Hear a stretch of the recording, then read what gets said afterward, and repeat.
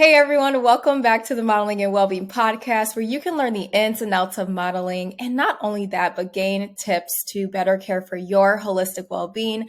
I'm your girl Larissa, and I'm so excited for you all to tune into this really exciting episode. So one of my goals for season 2 was to start to just interview different people about their wellness stories, really get a perspective on people that are just in the modeling industry and everything like that. And I have a very special guest. I figured that why not just start in-house, right? And so I have my incredibly beautiful sister. She is a warrior. She is an inspiration. She is, I feel like, such a strong person and has such a strong story. And I'm really excited for all of you to get to know her story because I do feel like it's going to touch lives one way or another. And so for that, I am going to say welcome, Ash. Welcome, welcome. Hi.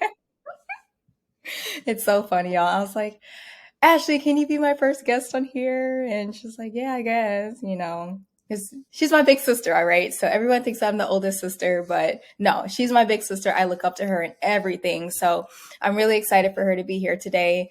So Ash, how you feeling? How you feeling? I'm feeling good. Ash. I'm feeling good. I'm doing okay. Feeling good. Yeah. Good. Well, I appreciate you again for being here. And yeah, I guess we'll just kind of dig right into things. So a lot of this episode is really going to be focused on the wellness part of things. I do think that when it comes to both modeling and wellness, it's so hard to kind of separate the two. And not only that, but we have to just learn how to take care of ourselves. And sometimes we can learn the best through different stories.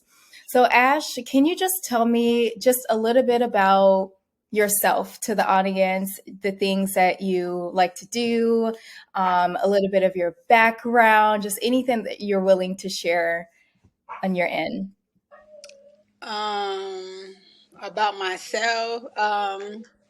Okay, well, I would say that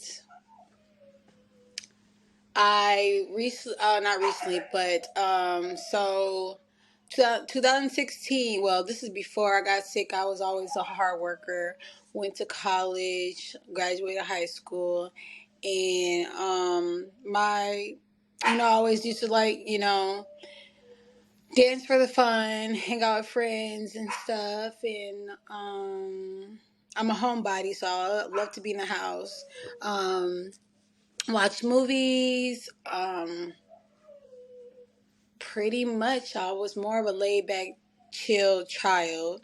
And I was around my sister, of course, her, you know, of course. And that's pretty much about it. Um, but after that, I was diagnosed with lupus in 2016. I did have kidney failure between 2016 and going on 2017. In the middle of 2017, both of my kidneys was in the end of the stage, so I was doing dialysis in 2000. Started dialysis in 2017, and then all the way till I would say uh all the way to April 6th of 2020, 2022, I had got a kidney call for a transplant of April 6th, 2022.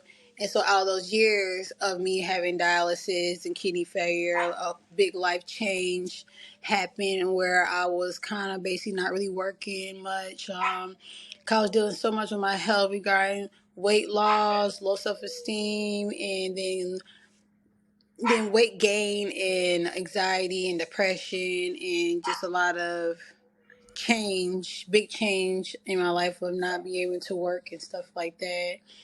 And then after that, I got the kidney call, and so far I just kind of been taking a lot of things day by day because I had Lost a stepson around the time of April. So I've kind of been still in the middle of grieving and grieving with his father as my boyfriend, who was with me out of the years of 2013 all the way to now, who has helped me through my health. And now the fact that he had lost a son, I have been there with him. So far, I've been a rough years of 2016 through now, and I'm still kind of taking everything day by day and managing.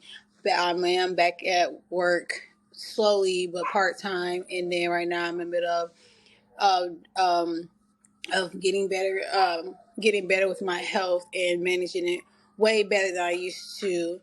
And so far, building strength back, and so far um, still managing my mental health and anxiety at the same time. And I did get an apartment, so I'm slowly working on that right now as we speak. And other than that, I've been kind of just more like I always would, be laid back. I do have dogs. I did get a dog in 2020. No, yep, 2020 during the COVID pandemic, for just to be a good, you know, self support with me being feeling alone during my dialysis and health and stuff. So I had to get a dog, and I just got another dog. So you probably can kind of hear him in the background. I'm trying to blank them out, but right now, yeah. So pretty much, I kind of just been to myself. I'm a homebody. I love watching movies. I stay to myself. I work hard. I just kind of been trying to keep my health manageable, and right now I'm just dealing with like my mental health and other things that's thrown at me, just fighting through life itself, and that's about it. Yeah, cool. Thank you for sharing that, Ash. There's a lot to unpack there. So I want to just go back to when you first found out that you had lupus. So I know that you were in your early 20s. This is when I was in college at the time, and a lot was kind of shifting for you. You weren't able to do certain things that people our age could be able to do or that you did before. So can you just let me know, like, what are just a couple of feelings that you felt during that time, when in terms of like how that affected your mental health and wellness? And I know that you kind of talked about that and how that is like for you now, but how was that transition for you when you were diagnosed and your life just changed? Um, well, I would say the feeling was horrible. Pretty Mhm. much, it was like pretty much a shocking, like wow, like my life finna change. I'm not gonna be able to do a lot of fun things like I used to.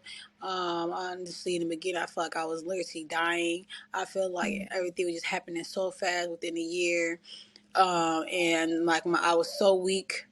Body changed so much, mentalness changed so much, health, breathing wise changed a lot.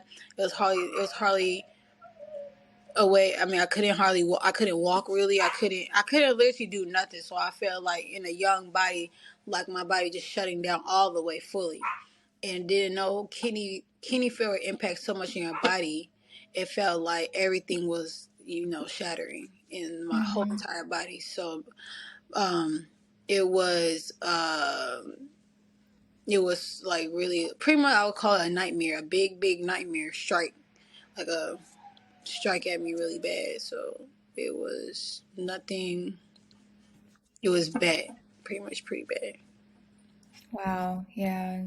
Well, first off, I just want to say thank you for your story and your vulnerability. It takes a lot to share that personal stuff, and I think I think you mentioned a lot about the physical body and just like having this like kind of reality check that when our physical health kind of takes a different turn, everything about our life, about our mental health kind of takes a turn. And I know that you said like right now, even you're working through some of your mental health kind of struggles and overcoming things. So can you just tell us a little bit more about how do you stay afloat? How do you cope or handle, your mental health for Okay. yourself? So far I noticed.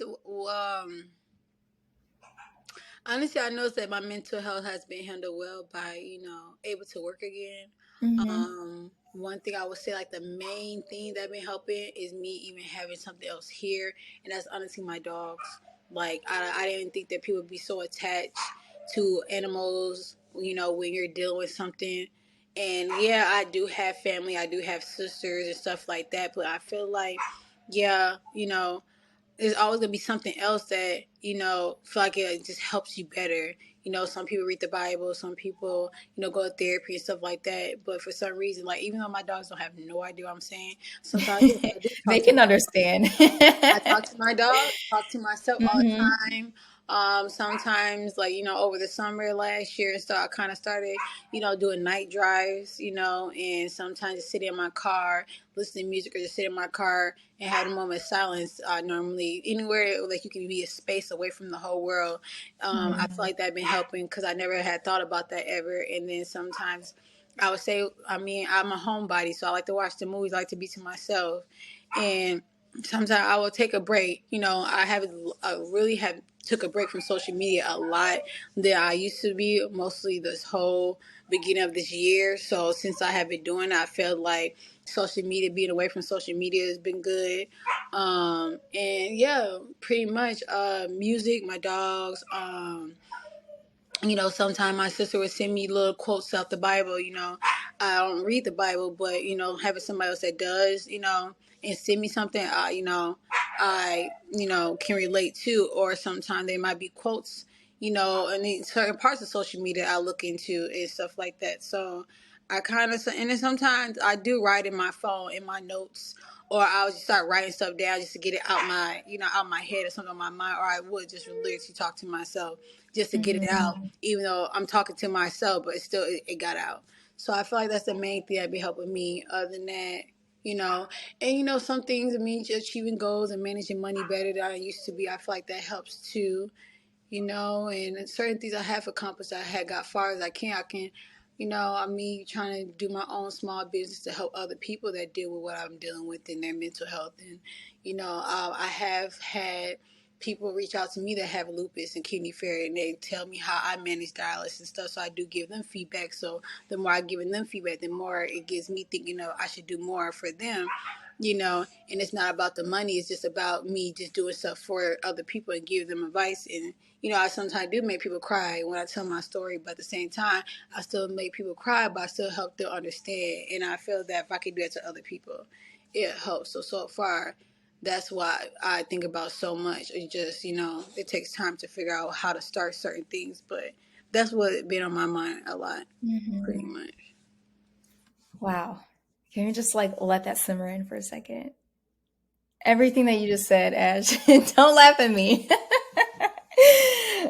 No, but for real, I could Ash, go on like all day, what? honestly. It No, just be flowing. it, look, like I said, y'all, an inspiration. Like the fact that you were able to get through something and you're still going through it, of course, right? Life isn't perfect.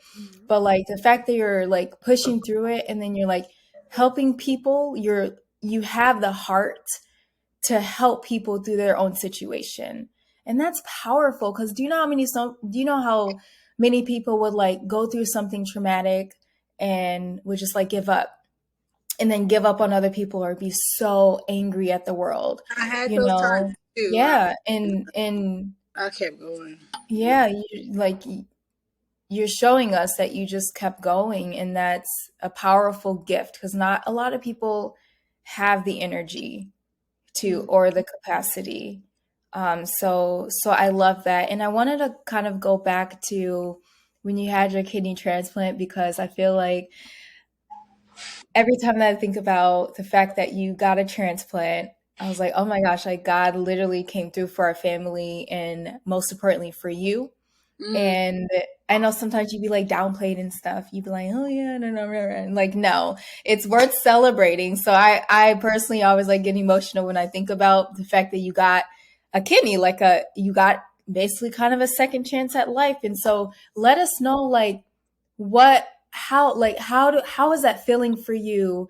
I know that it's almost coming up on a year since you got the transplant, but like what was that like for you? Like just mentally, like the things that you're thinking about, your body, like going into surgery, because it was super sudden, and then like post surgery, like after surgery. Like let us know how was that experience for you?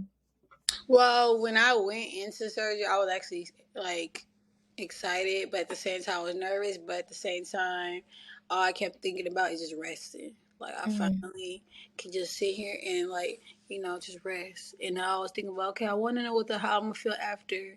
And then when I woke up, the doctor was surprised. After the surgery, the next day, I started walking to the bathroom. Yeah, I had a lot of fluids that was supposed to be that's drained out, and it was going down from my thighs and legs. So yes, I was very swollen after surgery. But I Mm-hmm. think the main key was like, damn, I could feel the difference already. I feel light. If I was very, very energetic and very hungry, like I didn't even want to rest. I wanted to hurry up and get up. Mm-hmm. So the feeling was really good. And then the next thing I was thinking about, like, what I'm going to do next? Like, now what do I do?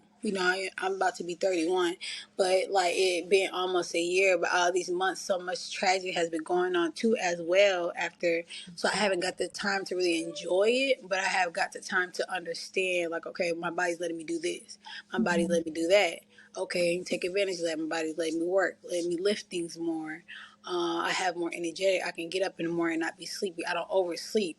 You know what I'm saying? I can, it just, and then I take less pills now as well. So, I'm going to be on medication regardless my whole life, but I just feel like my body's more, you know, energetic. Yeah, I still Mm-hmm. get, my back pain as usual because at the end of the day, I will still deal with lupus the rest of my life.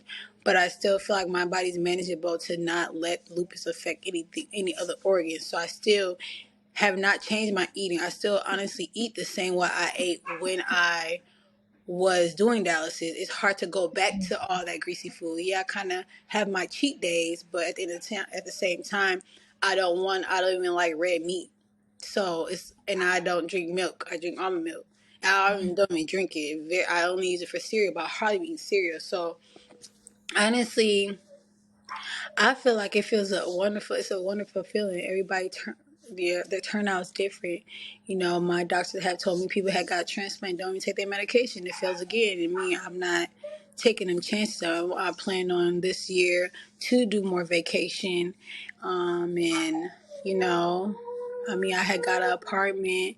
It's different, but at the same time, it's just, it's the start. It's the start to, everything just a start. So it's still taking time, but and I didn't get to experience enjoy it, but it's getting there. So I'm getting to the point to enjoy it, and I enjoyed that the fact that I can work, and I think that's Mm-hmm. the main key. Working, building Yeah. my strength is building. That's what all my doctors tell me. Then you build a lot of strength. Your lab is good. I have not got anything where my labs are bad, so I think that's a blessing. That's a good thing. Mm-hmm. Amen to that. When you're like helping other people like through this situation or talking to them, do you talk about this experience too that you're having after your kidney, or do you mostly just talk to them more about their kind of situations? I talk to them more of how what they're dealing with, but I tell them that I let them know that they wasn't out. They're not alone. I Mm-hmm. felt the same way. I was the same way, and I would tell them how this helped me. And this is what I did that helped me. Regarding like medication, doctors just give you medication. I'm like, okay, well, this is what medication I figure out. Not saying you should test the medication how I did it, but I have noticed certain medications it don't need that much of a dose. You can limit the dose, or it's how you take it. You can take your lesson with the doctor saying that help, and then the doctors be surprised. So I had got hired to be a transplant, not transplant, but a dialysis patient, dialysis worker to Mm-hmm. help them plug up to the machines and stuff. So I had got hired, and then if I noticed I had got hired with them, and the time I got hired is when I was doing my treatment, so the hours wouldn't work. But the fact that I know that I got that far and I was able to got hired by them and was able to work with them, that showed me that my intelligence is smart enough to help others without Mm-hmm. even doing that as a job. I can just do it Period. naturally as just a gift to help out people and give them advice and tell them what they should tell their doctors to help them out. I had recently had someone reach out to me recently about him being swollen in the head and to the ankles due to the fact that his blood pressure is so high, and he took the same blood pressure pills as me. And I told him, well, if this blood pressure is new, you should try to at least still have it the dose, but try to lower the dose and see what it does to your body. Check your blood pressure every hour and see what it does. And then you feel like it's doing it right for your blood pressure, and check it for a couple of days. And if you feel like it's right, let the doctor know, like, hey, I started doing this. I feel like this will work, and then the doctors agree. Then you just solve that situation right there. So I'm not sure if he did it, but it was something to still share with him. Yeah, exactly. And I think you bring up a good point that I don't know, like I always had this like thing of regardless of what the doctors be saying, you have to listen to your own body because like we know our bodies Mm-hmm. best. So they can say like, oh yeah, you got to take this and this, but it's like if your body isn't handling that or if you really don't actually need the medication, like you don't have to force yourself to take it, Mm-hmm. because at the end of the day, medication is man-made and yes, it does help a lot of stuff. But at the end of the day, I believe, I'm just putting my own opinion out there, but I believe that the foods that we eat really make a difference in our healing and stuff too. Mm-hmm. So I feel like you've talked a lot about, like you literally told your doctors like, no, I'm not taking this because it's affecting this. And once they took you off of that medication, like you were fine. Mm-hmm. Yep, that's true. Yeah. So, okay, you touched on a little bit about like your goals, and I know that we talk a lot about goals, and I feel like you you always get tired of me talking about some of the positive, Ash, you know. Mm-hmm. But I just want to know what vacations we going on because you always say you want to go on a vacation, but Yeah. I know money be a little tight sometimes. We can't always be out here going wherever we want, but hey, look, what's your goals now that you are starting to kind of transition out of a lot of things and into your own independence as a person and as a woman?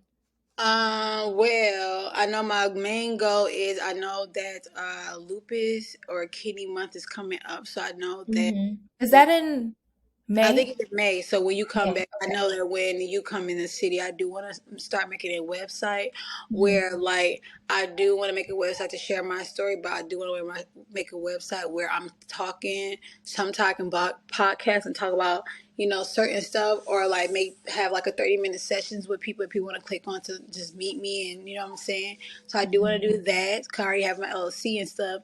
I do want to support my business out there on T-shirts and stuff of like what I am. And I do want to start doing mini little restaurant vlogs. So I do like to eat. So since I do, Like the ones that the voiceover ones on yeah, TikTok. I do want to do that at certain places. I do want to take a friend's trip or a girl's trip to Miami for sure. And I do want to go back to Atlanta, of course. And after that, I don't know where else. I just know Hey. two places, but I do want to be able to do a little mini vlogs of traveling and stuff, and just try to enjoy life while I can. I have no kids, and why not? Yeah, why not? Well, I'm excited for you. I was like, I'm just so excited for you to just continue to branch out because there's nothing like healing and growing into what I always like to say, into the best version of yourself and whatever that looks like for you Yeah. moving forward. And I was going to say something else. What was I going to say? Um, mm, oh, yes, your business.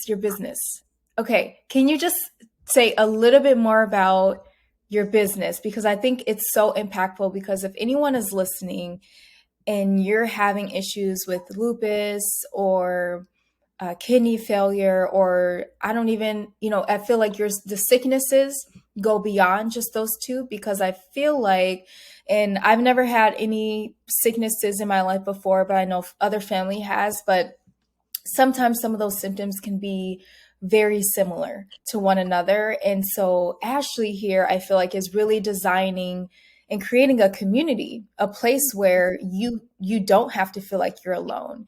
And I think that we need to know that, as a society and as people, because we do feel like we're always alone in our struggles, but we're not. So Ashley, can you just tell us a little bit more about your vision for the business, and when can we expect to see merch or different things? I know you said the website by May, but anything else that we should be looking out for? Oh, that's It's really, I come with so many ideas. It yeah. pops up every day. Well, so far I know that I do want to start a site. What I want on the site, I do want the site to be maybe like 30-minute sessions or 45-minute sessions, or maybe longer than that, to have people share me their story, and I can give them tips, advice about depression, mental health, anxiety, um just about the dialysis machine, or just about why the dialysis make me feel this kind of way, medication, anything that I can get to help people get further, where they can stay stronger until they get a transplant. Or I do want to, I am going to try to attend a kidney walk this year as well, because we have one every year where there are other people there with donors. Even if I have to, if people worldwide need advice regarding like how to contact donors, or how to help family members contact donors, or Mhm. other people for their sick person or so. Clothes wise, I want to start the site first, and then I do want to give out. My idea is to give out comfortable clothes to other people, but I'm Mhm. going to start off with t-shirts. But I do want to come out to support people, that to have people wear lupus and kidney failure stuff as women. There are men that deal with it, but so far that I know, so far I have to do my research more. Mostly women are dealing with it. So I do want women to wear it, so that other people know, like, okay, they're dealing with lupus too. Oh, do you need a Mhm. donor? So have it be known. People don't have, so that people that that is dealing with it. It's kind of like how people do breast cancer. A lot of people that deal with breast cancer wear breast cancer merch to let people know, oh, they have dealt with that, or they're supporting a family member that have dealt with that, just to bring it out more out there. And I do want to start doing mini vlogs about, like, this is the right thing to eat, or this is what I Mhm. ate when I was sick, or just drink smoothies, something like that. Just something to keep everybody in a healthy matter, and people that don't want to ask the doctors these questions, or people get frustrated about how to do that. I have a list of, okay, I went to this store and I got this, I put this together. Just something I can think of. I just think of ideas, honestly, every day. So honestly, Yeah. there's always going to be something that might pop up in my mind, and I'll put it on a site. But I know I want a website to be out there, so people have time to go on the site to look at it. I'm gonna end up making my own Instagram for it. I'm Mhm. gonna kind of work around YouTube. I'm gonna kind of work around Reels, but my main thing is, um, I wanted to. I'm a talker in person kind of person, so I'm a person that likes to talk. So I like to do a lot of in person type of stuff, or video type of stuff, or so whatever. Motivational speaking. Yeah, motivational Mhm. speaker. Anything I can get out there, so it's being heard. Definitely Yeah. for the ones that's quiet, that don't like to share their health. And I understand people like to be private, but Mhm. I just know that I want the people that is private to know that they're not alone. Sometimes you don't Mhm. gotta share with the world, but there's always a one person you gotta talk to, and I'm a good person that listens and to vent to or something. So. Yeah, and we need people like you, Ash, people that are going to hold those safe spaces for people to just share and be them and be authentic and be themselves and not have to pretend that they're okay. Hmm. So that is so exciting. We're going to be on the lookout for sure for all that you have going on, because I think it's just lit. Like, you're going to make such a big impact more than you know. And the more that you continue to be confident in yourself and be in alignment with the divine, God, the spirit, or whatever, um, you're going to do great things. And I'm so excited. And, I'm going to definitely be helping you with everything for sure, because I believe in you too. And I love you. So, um, we're going to wrap up here, but just like this space, and this interview is really designed to help share your story and to empower other people. I really want to create a space where you feel empowered. So I'm going to end each interview or chat. I don't know. Interview sounds so formal. I don't like that word. Each chat, I don't know, vibe with just you telling me like, what are, affirmations. I talk about affirmations a lot and I know they're not your thing, but I just want to hear like, what are 3 affirmations that you promise yourself or that you want to tell yourself today? And they could be like, I am statements, I will be, or just three things that you want to tell yourself for affirmations.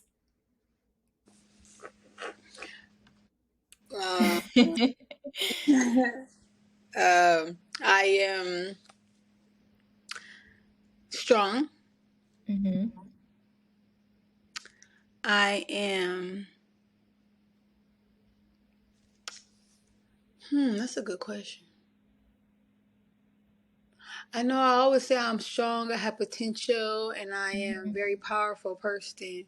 Mm-hmm. I get that a lot when I share my story to people because they're like, wow, you're young. You're a very strong person. You made it this far. I cannot believe you're so young and you have dealt with that so much. So far, the main key is I'm strong and I don't give up and I just keep going. No matter what God strikes to me, so far I've been keep going. No matter how bad I've been wanting to give up on a lot of stuff, but God gave me the second chance and I can't just back that out. I gotta keep going. And if, I have to just keep going. Yeah, that's the key, y'all. Keep going, believe in yourself, really be confident in your voice. And Ash, that's what I see in you. And I'm really, really grateful that you took the time to be my first person interview. I feel like I kind of cheated because you're my sister, but it counts. I don't care. Nobody say. But how can we find you? How can we follow you on social media? My Facebook is, of course, Ashlie Arnold, but it's ASHLIE Arnold. My Instagram is Miss Ashlie .y, but I spell it different. It's MSASHLE.y. And that's the same thing for my Twitter. That's the same thing for my Snapchat. And And you're on YouTube too, right? my YouTube is Ashlie Arnold, but it seems like it's hard for people to find me. So if you can't find my YouTube, I would just say contact me through Facebook, and I'll find a way to send the link to you guys. But the same thing, Ashlie Arnold, or put Ashlie Nicole Arnold. But yep. Yeah, and then I'll also drop the links to her social media in the bio section of this episode. If you want to follow her, definitely follow her because she has great things going on and coming her way and all of your way, because I think it's going to benefit everyone. So Ashlie, and the website too. We'll keep you updated because that website. Yes. Yes. So again, Ashlie, thank you so much for being here. I love you to death. I love you to pieces. And I'm so excited for what God has in store for you. I'm so excited for your future. Thank you for being transparent and vulnerable today and sharing your story. And for those of you that are listening, if you enjoyed this episode and if anything resonated with you, just let me know. We would love to just hear your feedback. And again, the space is designed to just empower each other, and let me know how I can continue to grow. So drop some reviews, some comments. Don't forget to follow this podcast in general, just to stay updated on weekly episodes. And I look forward to just having more guests on the show. Like, y'all, we are coming up. Okay. Thank you so much, everyone. Love you, XOXO. And bye. Bye.